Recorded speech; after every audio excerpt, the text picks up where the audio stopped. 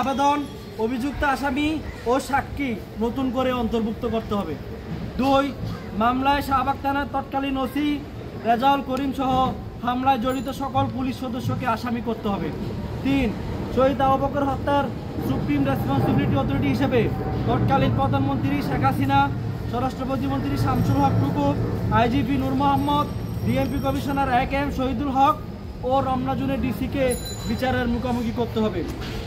4 ঢাকা বিশ্ববিদ্যালয়ের তৎকালীন উপাচার্য অধ্যাপক আরিফিন সিদ্দিক ও proctor doctor KM Saiful Islam আবাসিক হলে পুলিশ প্রবেশ করিয়ে শহীদ আবু বকর সিদ্দিককে হত্যা ও অন্য ছাত্রদের নির্যাতনের পরিস্থিতি তৈরি করায় তাদেরকেও শাস্তির আওতায় আনতে হবে। 5 2010 সালের 1 ফেব্রুয়ারি রাতে সংঘর্ষে লিপ্ত সন্ত্রাসী ছাত্রলীগ নেতাকর্মীদের সহ বিগত 16 বছর নির্যাতন নিপীড়নে জড়িত নিষিদ্ধঘোষিত ছাত্রলীগ নেতাকর্মীদের বিচারে কমিশন গঠন করতে হবে।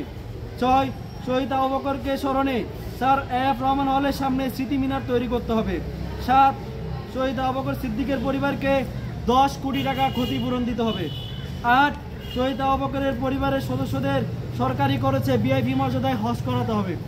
9 শহীদ আবু বকরের পরিবারের সদস্যদের আজীবন ফ্রি চিকিৎসা ও গণপরিবহনে চলাচলে বন্দোবস্ত করতে হবে।